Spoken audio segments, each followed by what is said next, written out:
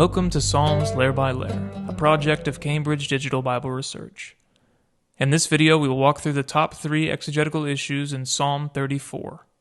These are issues that any interpreter of the psalm, whether they're studying the text in Hebrew or looking at a number of translations, is likely to encounter, and each of these issues impacts how one understands the meaning of the psalm as a whole. In Psalm 34, the top 3 issues are the name of Abimelech in the superscription, the text of verse 6, and the order of verses 16 and 17. Is the traditional ordering correct, or does verse 17 actually come before verse 16? The first issue has to do with the psalm's superscription. Psalm 34 is one of 13 psalms in the Psalter that has a historical superscription, a note that situates the psalm with respect to some event in David's life. It says, "When he pretended to be insane before Abimelech, and Abimelech drove him away, and he went." This historical superscription refers to the events recorded in 1 Samuel 21, verse 10 and following. The story when David fled to the Philistine city of Gath, and, afraid for his life, he pretended to be insane before the king of Gath. There's an interesting discrepancy between the superscription in Psalm 34 and the text of 1 Samuel 21. In 1 Samuel 21, the king of Gath who drives David away is named Achish. In Psalm 34, however, he's called Abimelech. A number of translations have notes trying to explain the reason for this discrepancy. The Net Bible, for example, has a note that says, "The psalm heading names the king Abimelech, not Achish, suggesting that the tradition is confused on this point. However, perhaps Abimelech was a royal title rather than a proper name."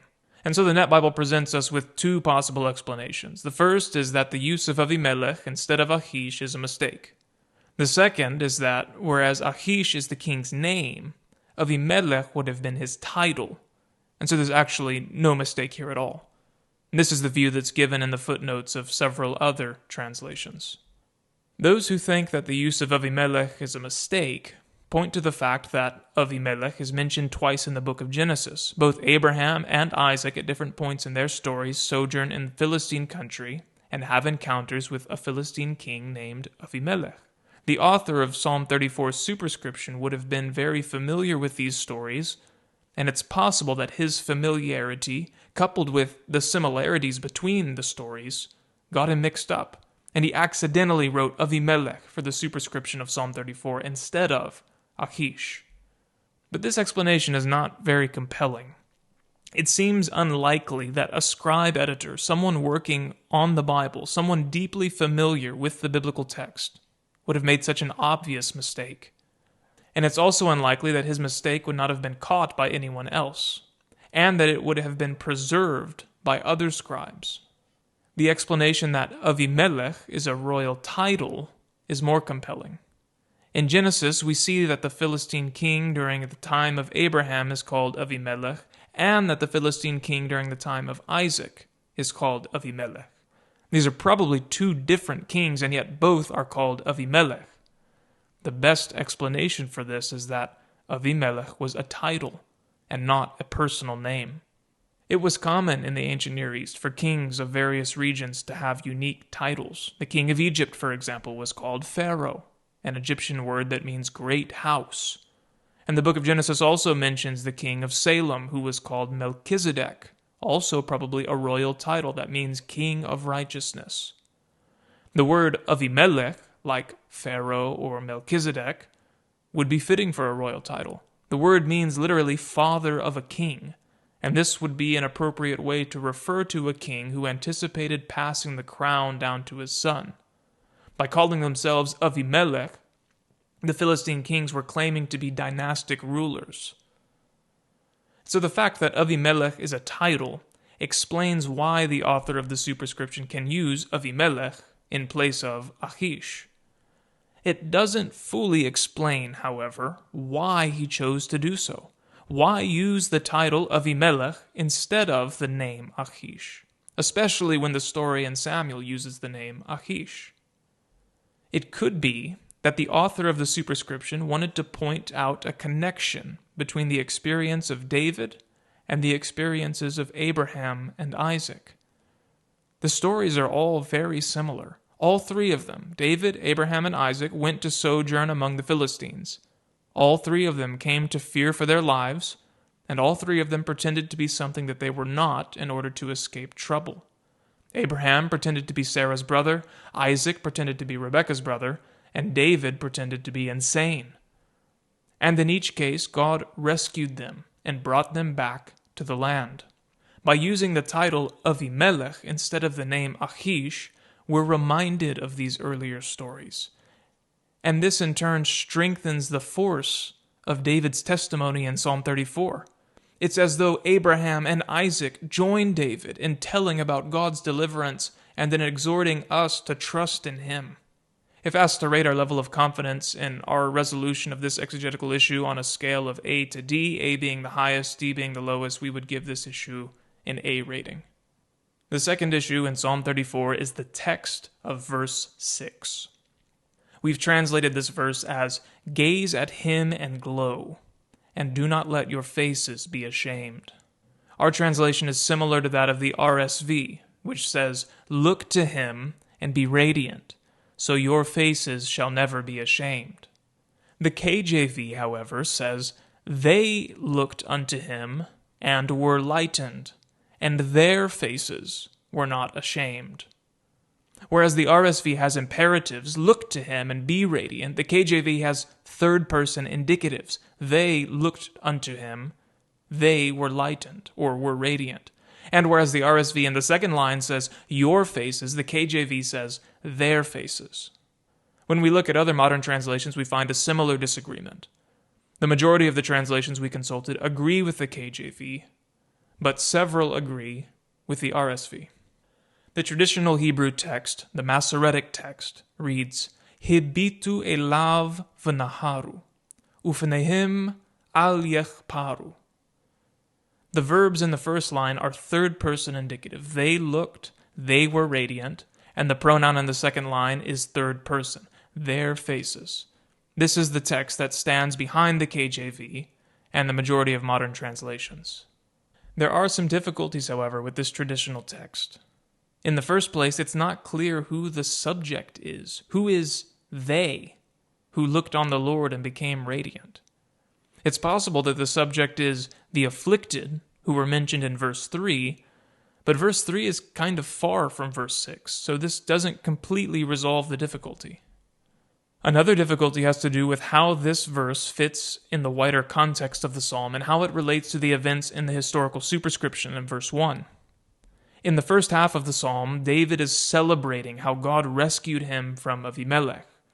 In the previous verse, for example, he says, I sought the Lord, and he answered me, and he rescued me from all my terrors. Verses 2 to 11 are basically a personal testimony about how God saved him, and they are an exhortation for others to follow his example. In this context of personal testimony and exhortation, it's difficult to see who these other people are who looked on the Lord and glowed. And the difficulty is compounded by the fact that David was alone in Gath. A final difficulty with the Masoretic text is the use of the negative particle al in the second line. If the text said, as the KJV translates it, their faces were not ashamed, then we would have expected lo instead of al.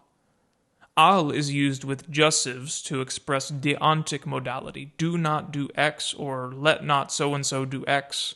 Here it would mean, let not their faces be ashamed. And this doesn't seem to fit the context very well. Some Hebrew grammarians have tried to explain this by saying that al with the jussive is used sometimes to express the conviction that something cannot or should not happen. In other words, al can be like an emphatic lo. Their faces will not, cannot be ashamed. The examples of this use of al, however, are relatively few in number, and not all of them are compelling. In light of these difficulties, some translations have diverged from the Masoretic text here. The RSV and the other translations, including our own, are reading a slightly different Hebrew text. Habitu elav unaharu, ufnechem al yechparu. The consonants of this text are the same as those in the Masoretic text, with the exception of the kaf in uphenechem instead of uphenehim. There are also a couple of differences in vowels. Whereas in the Masoretic text, the first word is pronounced hibitu, a katal verb, they looked. In this other text, the first word is pronounced habitu, an imperative, look. The second verb is also revocalized as an imperative. Instead of v'naharu, another katal verb with a vav prefix, they became radiant. The alternate Hebrew text reads unaharu, an imperative, be radiant. As the RSV's footnote indicates, this alternate vocalization of the text is reflected in our oldest textual witnesses, the Septuagint, Aquila, the Peshitta, and Jerome. They all read the first two verbs as imperatives, and they all read your faces instead of their faces. This reading also fits very well in the context, both the immediate syntactic context and the wider context of the psalm. In terms of the immediate syntactic context, this reading accounts for the use of al instead of lo. So now we can read al in its normal sense. Do not let your faces be ashamed. In other words, don't let your faces be ashamed by not looking to the Lord for help. In terms of the wider context of the psalm, this reading also fits well. Notice that throughout the first half of the psalm, the psalmist is exhorting his hearers to trust in the Lord. In verse 4, the psalmist says, "Extol the Lord with me." In verse 9, he says, "Taste and see that the Lord is good." In verse 10, he says, "Fear the Lord, you holy ones of his." And here in verse 6, he says, "Gaze at him and glow, and do not let your faces be ashamed." Because this reading fits so well in the context, and because it is attested by the earliest witnesses to the psalm, we're convinced that it's probably original, and that the more difficult reading of the Masoretic text is the result of a scribal error. We give this interpretation a B rating. The final issue for Psalm 34 comes near the end of the psalm. Verse 18 begins, "They cried out, and the Lord heard." And the question that everybody asks here is, who are they? Many translations, including the ancient translations, specify that they refers to the righteous who were mentioned in verse 16. The NIV, for example, says, "The righteous cry out, and the Lord hears them." In the context of the psalm, this view makes a lot of sense. The whole psalm is about how the Lord hears and rescues the righteous. The difficulty with this view is that the previous verse isn't about the righteous, but about the wicked. Verse 17 says, "The Lord's face is against those who do evil, so as to remove the memory of them from the earth."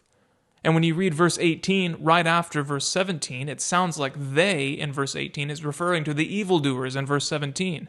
And some have argued that this is the case. But in the context of the psalm, that hardly makes sense. The psalm insists over and over that it is the righteous and not those who do evil who experience the Lord's favor and protection. And yet, how do we explain the fact that the "they" in verse 18 seems to point back to the wicked in verse 17? Well, it could be that verse 17 actually doesn't immediately precede verse 18. Psalm 34 is an acrostic poem, meaning that each verse of the psalm begins with a successive letter of the Hebrew alphabet. Verse 16 begins with ayin, verse 17 begins with pei, and verse 18 begins with tzadeh. And this is the order that we would expect. It's the order of the Hebrew alphabet today, and it has been the order for thousands of years. There is some evidence to suggest, however, that in David's day, the order was different, and that pei actually came before ayin. 3 of the acrostic poems in the book of Lamentations, Lamentations 2, 3, and 4, put the pei verse before the ayin verse. Similarly, in Proverbs 31, although the Masoretic text has the standard ayin pei order, the Septuagint has a pei ayin order. Furthermore, archaeologists have discovered a number of ancient Hebrew abecedaries, places where people wrote out the alphabet, and in every one of the abecedaries that has been preserved from the pre-exilic period, the pei precedes the ayin. The evidence from these abecedaries and from the book of Lamentations suggests that at the time of the destruction of Jerusalem, and before, the Hebrew alphabet followed the pei ayin order, at least in some circles. And it wasn't until after the exile, perhaps under the influence of Aramaic, that the ayin pay order we know today became standardized. And so later psalms in Book 5 of the Psalter, like Psalm 111, Psalm 112, Psalm 119, all follow the ayin pay order. Psalm 34 is in Book 1, and it's Davidic, which means it's early, which means that it's possible it was written in the pay ayin order. And if, in this psalm, we swap the ayin verse and the pay verse, the problem of the subject in verse 18 disappears. Verse 16 says that the Lord's eyes are directed towards the righteous and his ears are attentive to their cries for help. Verse 18 follows this very naturally. They called for help, and the Lord heard. Verse 17 also follows naturally after verse 15. Verse 15 warns against doing evil. Verse 17 then talks about what happens to those who do evil. The ease with which everything fits together when we swap the pay and the ayin strongly suggests that this was the original order for this psalm, as it seems to have been for other poems during the pre-exilic period. In conclusion, then, in the original text of Psalm 34, verse 17, the pay verse probably came before verse 16, the ayin verse, and it wasn't until sometime after the exile that a scribe swapped the two letters in order to bring the psalm into conformity with the alphabetic sequence that had become standard. It could be that a scribe did this unknowingly, perhaps trying to fix what he thought was an obvious mistake, but it could also be that a scribe did this knowingly. Maybe he thought it was worth sacrificing the original order of the psalm in order to align it with the current practice of writing the alphabet. Whatever the case may be, it seems likely that the earlier or original order was pay ayin, and that the order ayin pay is secondary. We give this conclusion a B rating. How we resolve each of these exegetical issues shapes how we see the psalm as a whole. The mention of Abimelech in the superscription reminds us not only of David's story, but of Abraham's story and of Isaac's story as well, and this lends extra weight to the claims of the psalm. For example, whenever David says in verse 20 that the hardships of the righteous are many, but the Lord rescues him from all of them, we have as evidence for this claim not only what God did for David, but also what he did for Abraham and what he did for Isaac, what he's done for his people since the very beginning. In verse 6, David calls on us to imitate Abraham, Isaac, and himself by trusting in the Lord.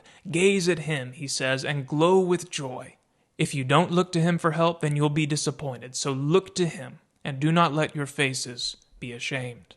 Finally, in verse 18, he talks about how the Lord hears the righteous when they call out for help. This is because, as the previous verse 16 says, his eyes are directed toward them, and his ears are attentive to their call. If verse 17 and verse 16 are read in the normal order, and if we thereby understand the wicked as the subject of verse 18, then the entire psalm loses its force. The point of the psalm is that the Lord provides for and protects those who fear him. And so we're called to fear the Lord and to experience, as a result, his provision and protection. This has been the Exegetical Issues video for Psalm 34. In which we explore the difficult and important issues that interpreters of the psalm are likely to encounter. Our overview video provides a coherent interpretation of the psalm, and our Poetic Features video explores the natively Hebrew poetic nature of the psalm. All of these videos are offered free of charge thanks to the generosity of our donors. Please visit us at cdbr.org to learn more.